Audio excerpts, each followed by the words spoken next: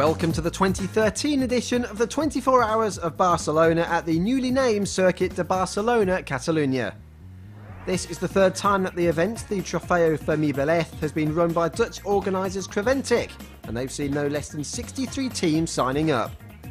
Once again, we've got a real mixture of makes and models on the grid here. Touring cars, GTs and 24-hour specials are all eligible to race. A liberal set of technical regulations allows each outfit to compete without having to modify their cars just for this series, in turn helping to keep costs down. It all results in a real mixture on the grid of first-time amateurs right up to big-name professionals.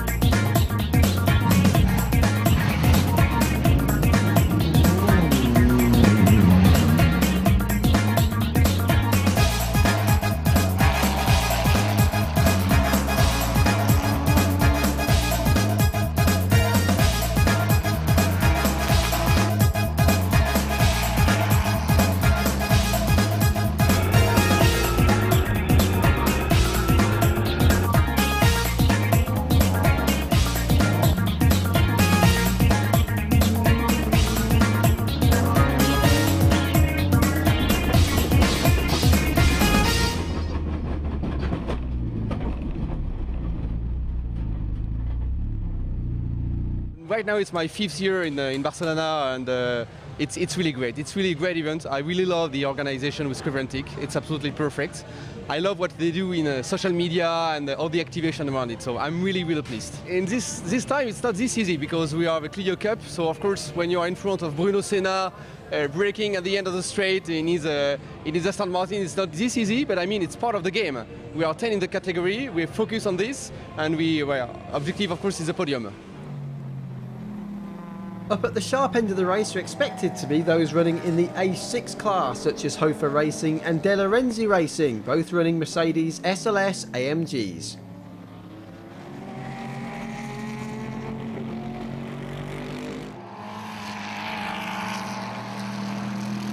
I think the best car to do 24 hours in. If you see this year, they won Dubai, they won Nürburgring, they won Spa, so we hope to win this one for Mercedes as well, but it will be a tough race. Conditions will be very rough. It started to rain like an hour ago, just before the start, so yeah, I think it's mixed conditions, so it will be very tough for the drivers. Yes, it's very good. I don't know after Barcelona 24 hours, because here the weather is incredible, rain, save Nürburgring. It's very good organization, it's very good race, 2 more car. Here it's not too much big car, but I think because it's is 2, 3 here, this race is new, and I think it's development. Barcelona has just enjoyed a glorious and scorching summer on the whole, with daytime temperatures frequently hitting and often surpassing the 30-degree mark. But autumn is coming quickly and things are changing. There's very much been a calm before the storm feeling about the place here, and rain did affect Friday practice. On race day morning, we've had a massive downpour at 10 o'clock and it's left wet patches all over the circuit.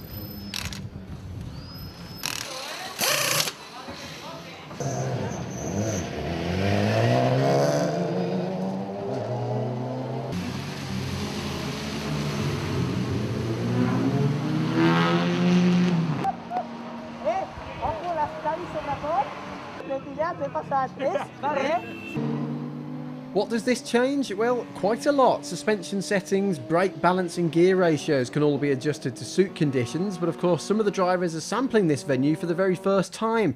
Yet more learning then when it comes to lines and braking points, and that's not to mention the spray being kicked up down the kilometre-long start-finish straight on this same track that hosts the Spanish Formula 1 and Catalan Motorcycle Grand Prix.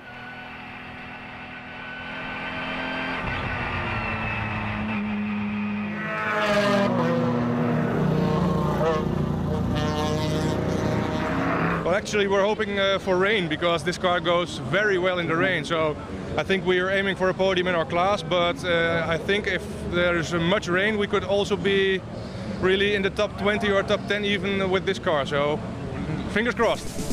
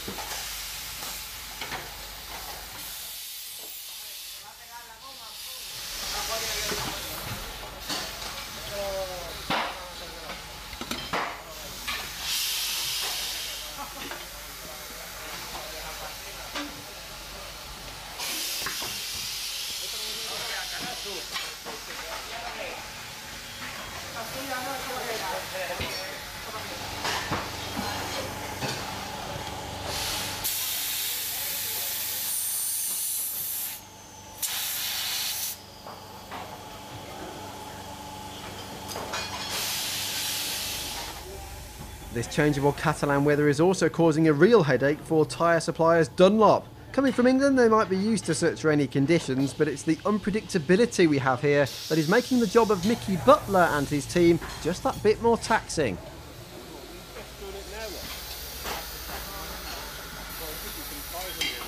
It hasn't helped the situation. You can see from behind us the service. Biggest problem we're having is with teams not enough wheels, and they're all panicking which decision to make, slicks or wets. On top of last night running a practice at 11 o'clock at night, but you know, to come back 12 hours later, it doesn't help the situation. I think we're getting there. I think we've just fitted 200 tyres in 1 hour. So, and we've got 5,000 tyres here, but the weather is going to be a big key factor. Everybody thinks it's a 24-hour race. It's not for us. It's a 38-hour race. Obviously preparing, one thing and another. We've got 5,000 tyres here, 57 cars on the grid, and I imagine every hour and 20 minutes they'll be coming in for a new set of tyres. So you work the maths out. Going to keep us busy. Yeah, well, we've been going off the level weather forecast from local. Yesterday it said 100% no rain. We had rain. This morning no rain till midnight tonight. We had rain this morning. I think it's going to have to play it by ear. We'll try and keep on top of it as best we can, but who knows in Spain.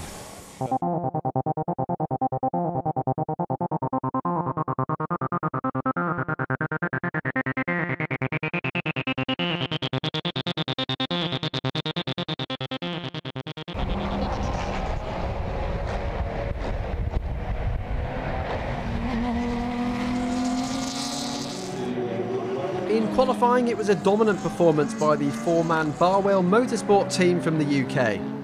Britain's own Mark Poole and Richard Abra are sharing the cockpit of the Aston Martin Vantage with experienced German Stefan Mucker and Brazil's Bruno Senna, who only last year was racing on this very circuit with Williams in Formula One.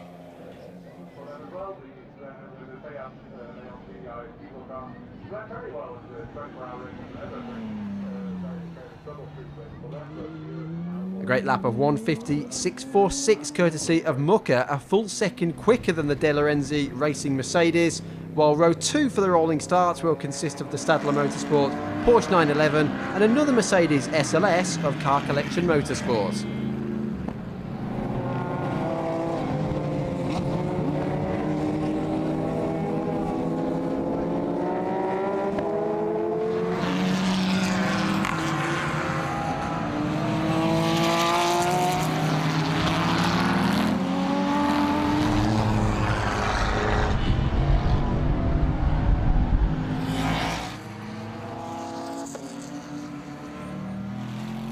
So it's different makes and models at the front of the grid, but without a doubt there is a clear favourite right here.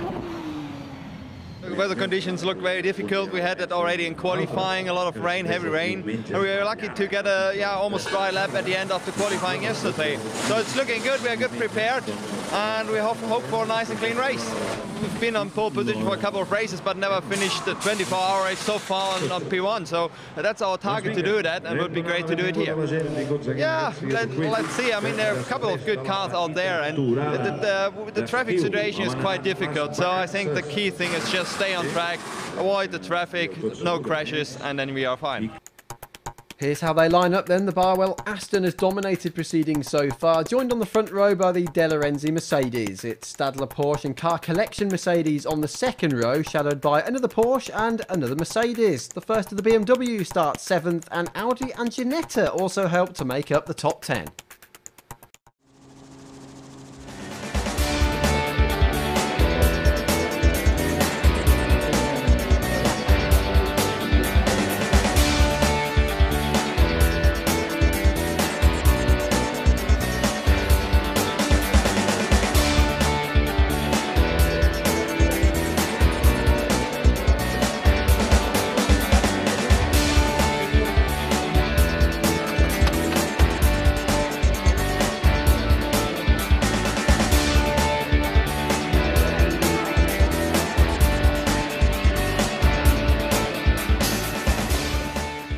Midday fast approaching on Saturday and 24 hours in front of them. It's the 16th running of the Barcelona 24 Hours, which dates back to 1998. Last year, a McLaren MP412C celebrated its first ever endurance racing victory and the first for any McLaren sports car in any 24-hour race since the mid-1990s. This time around, the Barwell Aston has been streets ahead of everybody throughout practice, and they're really threatening to dominate the race this afternoon and into tomorrow afternoon. Stand by then for the rolling stars.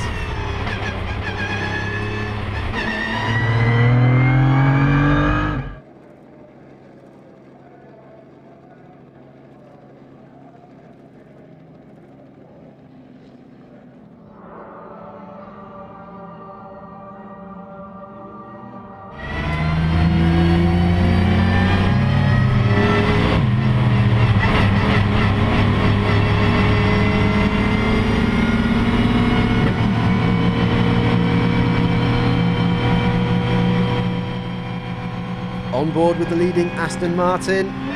Foot down, watch for the green light ahead on the starting gantry, and we are away.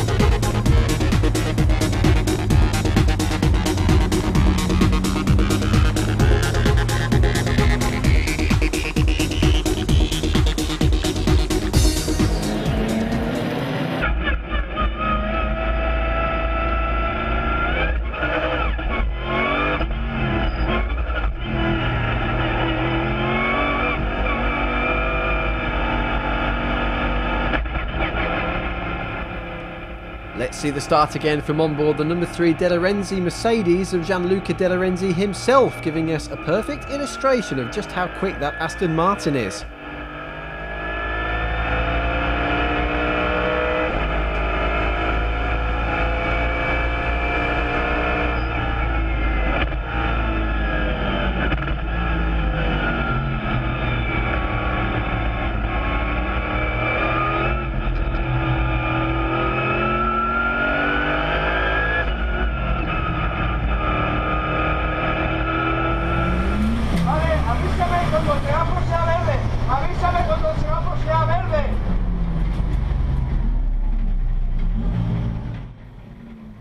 And another viewpoint from the very back of the field with the much quieter Black Motorsport Seat Leon Turbo Diesel.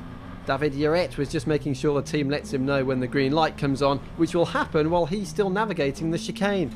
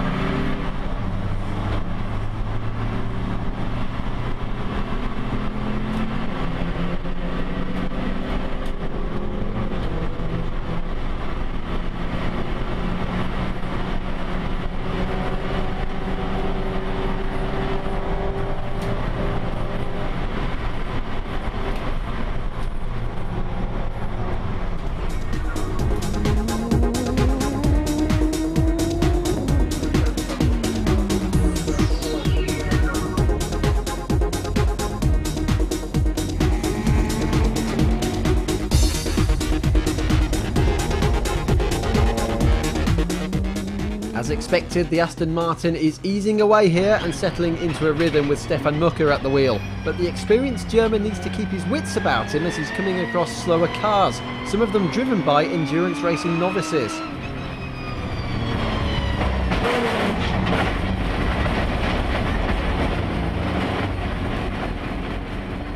This is real drama though, the left rear wheel flies off.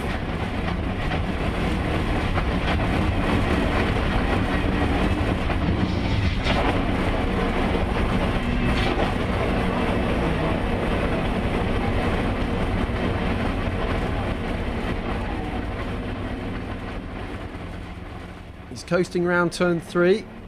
Going to get it back round to the pits though, that's the question now.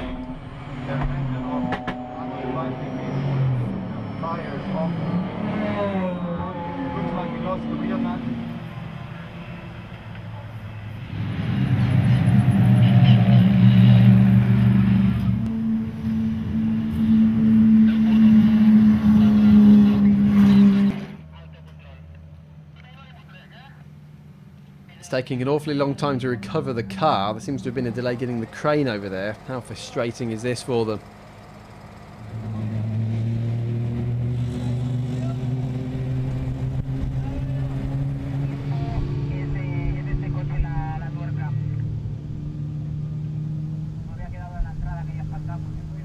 The car we all expected to control this race now sinks to the very back, so by the time Bruno Senna gets to make an appearance, he's presented with a big recovery task. Something failed on the attachment of the rear wheel and it came off. So fortunately it didn't damage the car too much, but it damaged our race a lot. We spent a lot of time in the box and also being recovered. So it's a shame, but we have good pace, and if we can continue on a clean race from now on, I think we can still come up in a good position. Right, we're a quarter of the way through. 6 hours down, 18 to go. The Stadler Motorsport Porsche 997 leads from fellow A6 class member, the Mercedes SLS of Car Collection Motorsport. At 2 o'clock, Barwell were down in 52nd place. Now at 6 PM, they're still making great progress and are up to 15th, 13 laps down. If they keep this up, they will still win, and by quite some margin.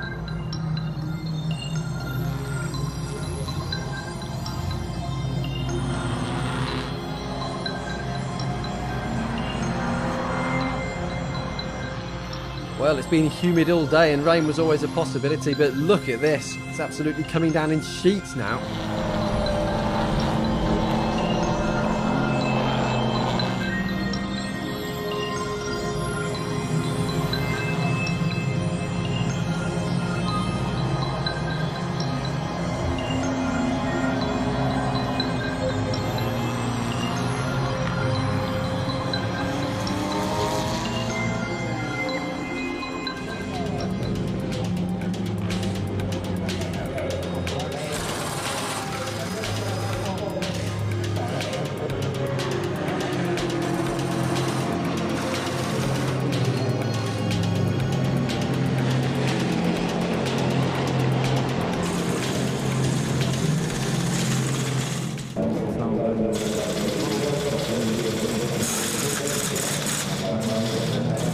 Looks clear around the track, on the edges of the track, so maybe it's a cloud that's just pouring down now, but it could be anything. So we've seen the weather coming out of nowhere here. We're close to the coast, so the weather can really come up fast. So hopefully we can, we can make the right decisions. Okay, enjoy it. Now we've got a few brothers competing in the race, but none more local than these two, Aleix and Pol Espargaro from Granollers, just over the hill from here, and stars in the world of MotoGP. It's not all plain sailing, but what's it like temporarily trading in two wheels for four in the form of a Renault Clio Cup in the A2 class. The weather is so bad now. Yesterday the weather was like so similar with a lot of water in the track, and now it seems the same. Now we had some problems with the Clio. It's not on the track now, so we'll see if the weather change and comes a little bit better, because it's so difficult to ride in that conditions. It's really fun. I mean, I love the cars. It's much different than the bikes, but I love, as I said, race cars. So just try to get fun and enjoy the race. And to appreciate Alesia's amazing overtaking abilities, take a look back at this remarkable and fearless opening lap, demonstrating the sheer competitiveness throughout this 24-hour field.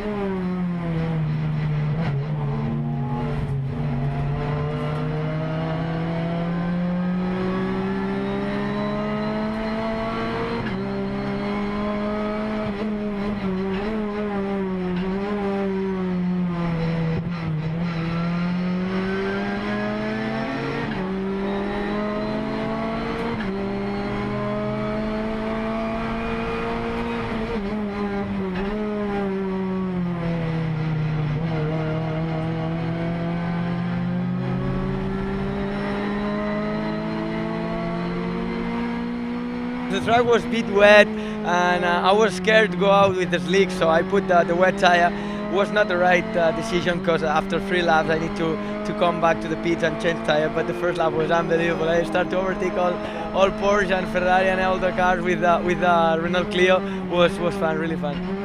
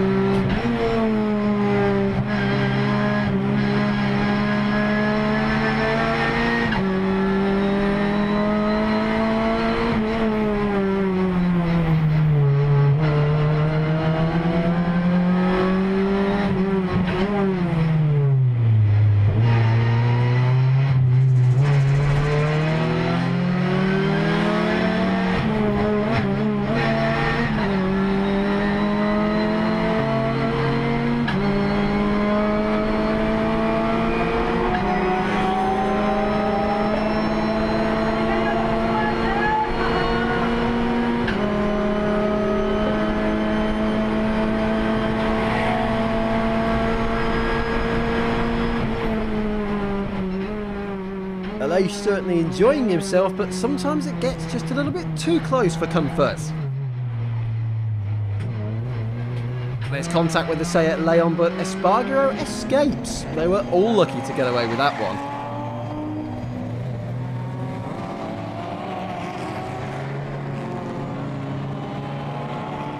But expect 2 racing drivers to agree over one incident and you would be wrong.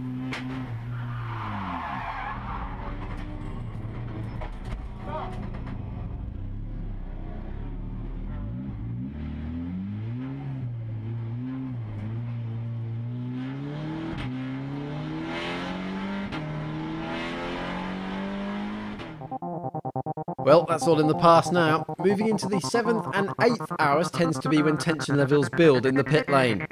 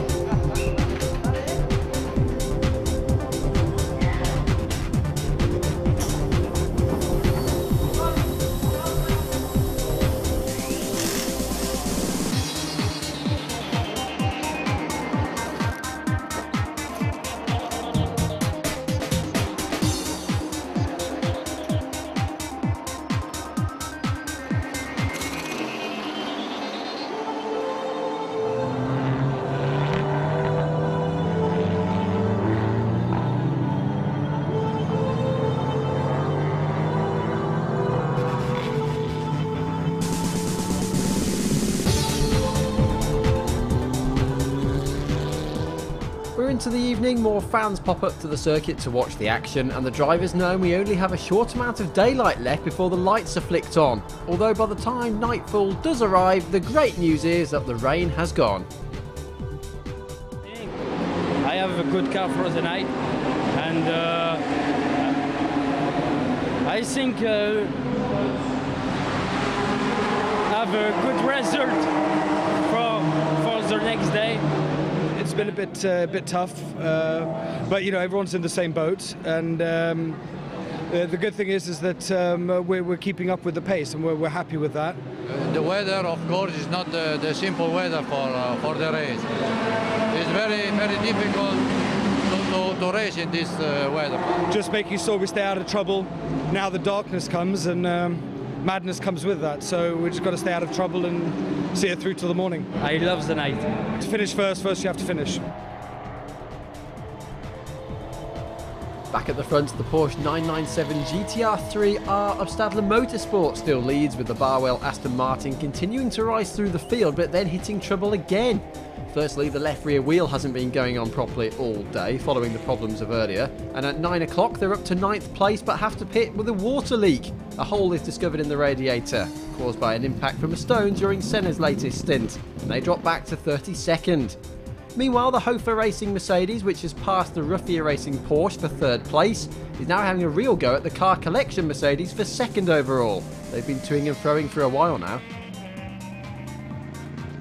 I think the rain is finished. We have a weather radar and they know rain is come. I think it's good, yes. And we have, and by the rain stint, we have a good setup, good tire, box stop, everything is perfect. We are happy now.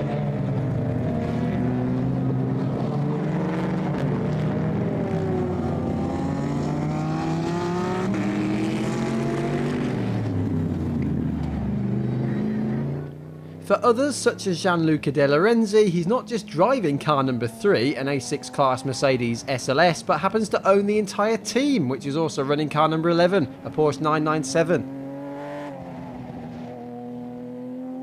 One big problem with Mercedes, and change gearbox now the car is running. One small problem with Porsche, but now the car is very fast because it's in 8th position over a second in class. The night is very long. I think it's good position in class 997 with 2 drivers from Italy, 2 drivers from Asia.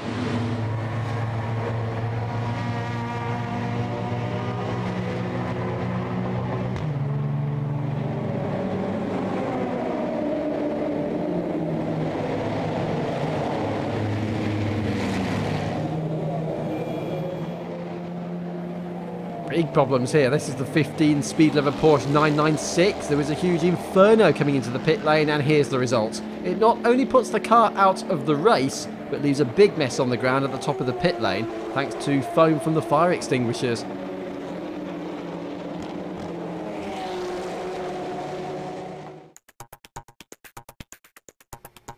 Halfway through now, and real nighttime conditions. Stadler Racing lead it by 8 laps from Hofer Racing, while Ruffier Racing have just dropped back to 4th following a collision with the second Nova Race Ginetta G50, running in 35th place.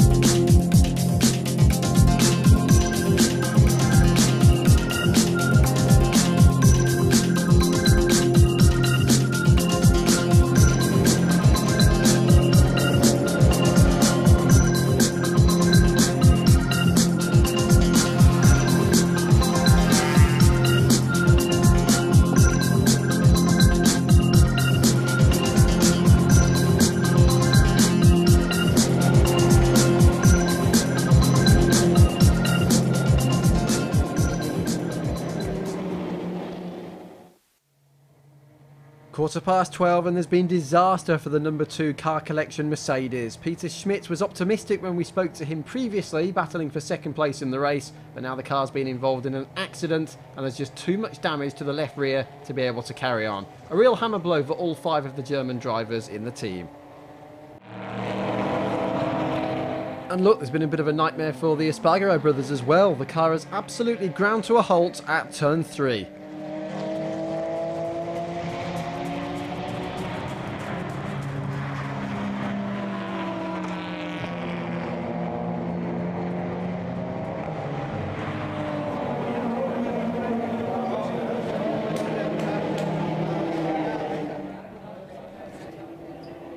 And you don't really need me to tell you that frantic work is now going on as Paul eagerly waits in the cockpit. We were able to grab him, but as to the cause of the stoppage, well, that's a bit of a mystery. Yeah, I don't know. We don't know. It's about electronic problem. The car stopped in the street and we have some problem now with the electronic system. We don't know what is, but you know, working like them is doing, and we hope to restart now. At the sharp end, all is looking very good for Stadler Motorsport in the Porsche 997. Dominic Baumann has good reason to be smiling, and sweating of course. The traffic's getting less, so it's more fun to drive. But again, it's very hard to keep the tires, the temperature high. And we have a lot of pickup on the tires because we have to go offline to overtake the cars. And now we had some radio problems. I can't speak to the team, so we had some small problems, but so far it's quite good, and I hope we can do it like this till the end.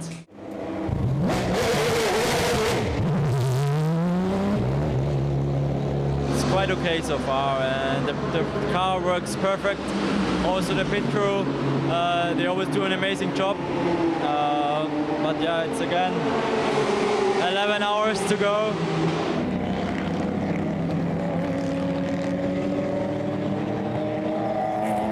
Unbelievably though, after just one lap back on the circuit, the Porsche returns to the pits. Externally, everything looks alright, but oil has drenched the engine bay.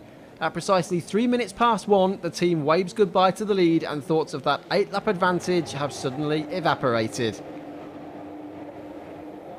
In fact, the problem is so bad that the Swiss outfit is forced to retire from the race completely. They're not the only ones in trouble though. What amazing drama and attrition we've witnessed across the first 13 hours.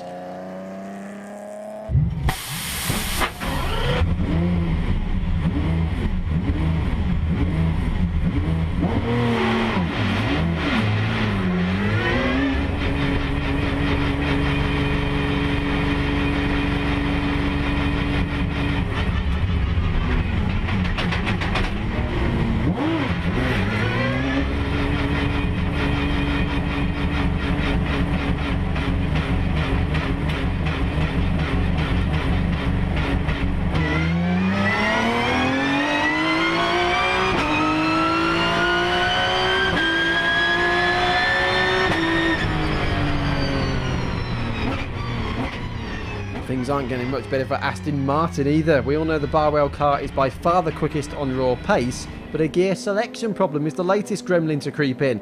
Unfortunately, and certainly unexpectedly, it's been a catalogue of issues so far.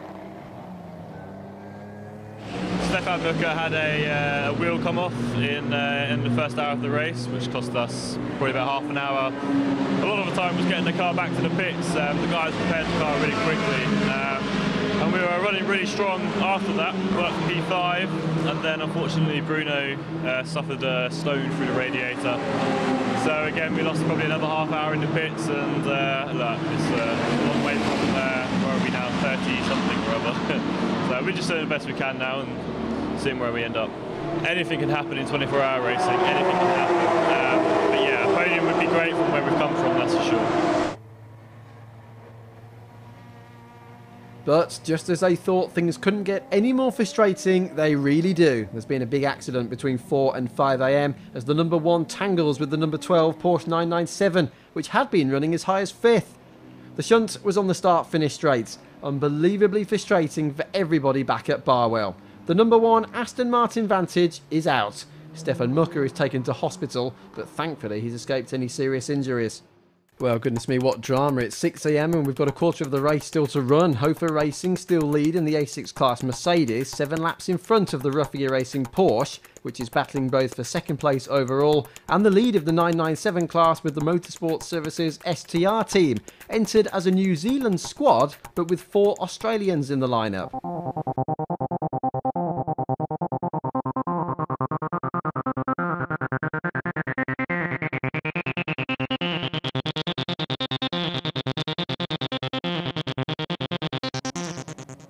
A collective sigh of relief.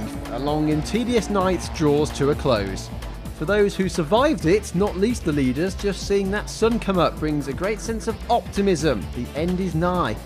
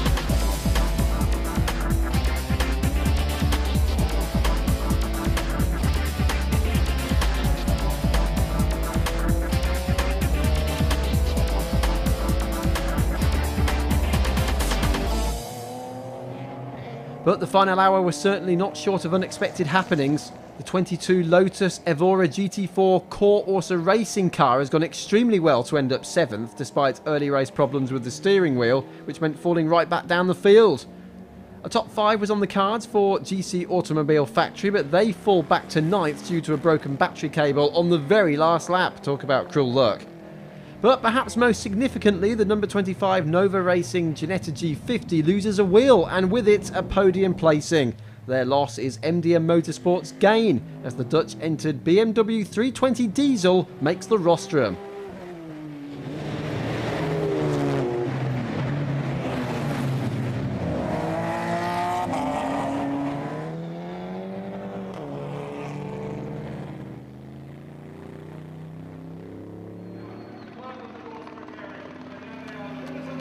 You really do have to be in it to win it. They aimed for the podium, but the number 4 Mercedes SLS AMG GT3 has proven to be the quickest and most reliable combination over 24 hours of Barcelona.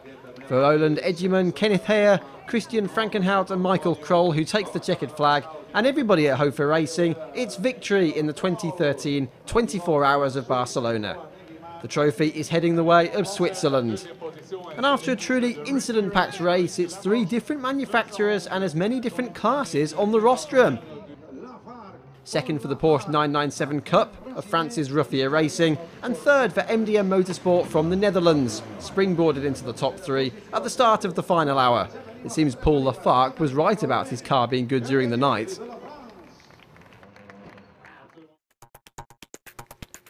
Here's your final classification then. Hofer Racing head back to Zurich victorious, so Michael Kroll will be first out onto the podium, but for teammate Kenneth Heyer, it's a bit of history here as he becomes the first driver to win 2 24-hour endurance races within 2 weeks of each other. Funnily enough though, he's no longer here because he's already competing in another race at Spa in Belgium, so it's his father representing him on the podium here this afternoon. We have a Mercedes, a Porsche and a BMW in the top 3, with a Mini rounding out the top 5, and 7 different makes of cars in the top 10.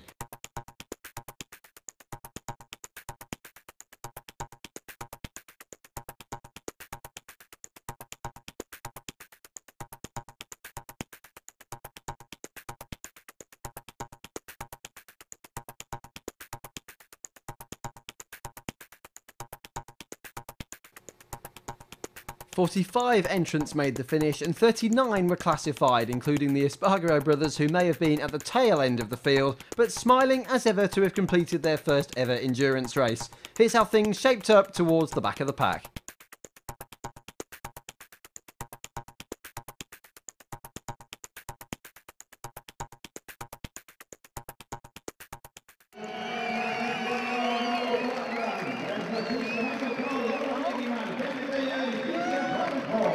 Last year we were first in class A5, I think. This time first in A6, so no targets anymore. We expected podium, but not the first. So we had some real good guys in the team, Christian Frankenhout and Kenneth Heyer, they helped us out, so here we are. It's more than we accept. We were thinking to do maybe 4 or 5. But our team was very good team. All the pilots are equal pilot, and the mechanic staff was doing a very, very good job.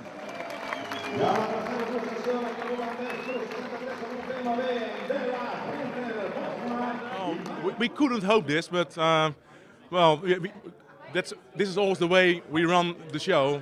Is just keep driving the car, no problems, and then we move on forward.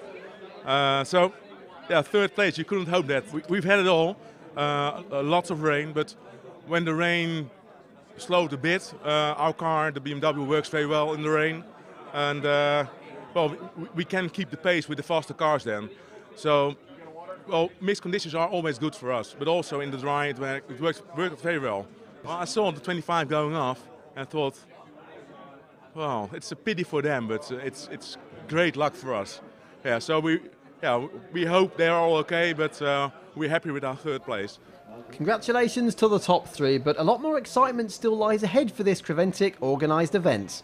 It's fantastic, the quality of the teams, the cars, the drivers, and how the race is going, and the conviviality between supercars and cheaper cars, no? It's really good what happens at the end. You never know if the future is big or small, and this is now we can confirm that really even Creventic, even circuit, the Barcelona-Catalunya, we are in the same way, in the 2 hands on to put this in the top of the resistance endurance races in the world. Yeah, it's a lot of drama and a lot of leading shifts, so it's happening a lot on the track, and good feedback from teams. It's an exciting race, so they love to be in Barcelona. We are keeping growing consistently, so, and as you sense, Barcelona, so this is one of our big races, of course, together with Dubai, which I think at this moment is the biggest international race we do. Of course, we have Hungary,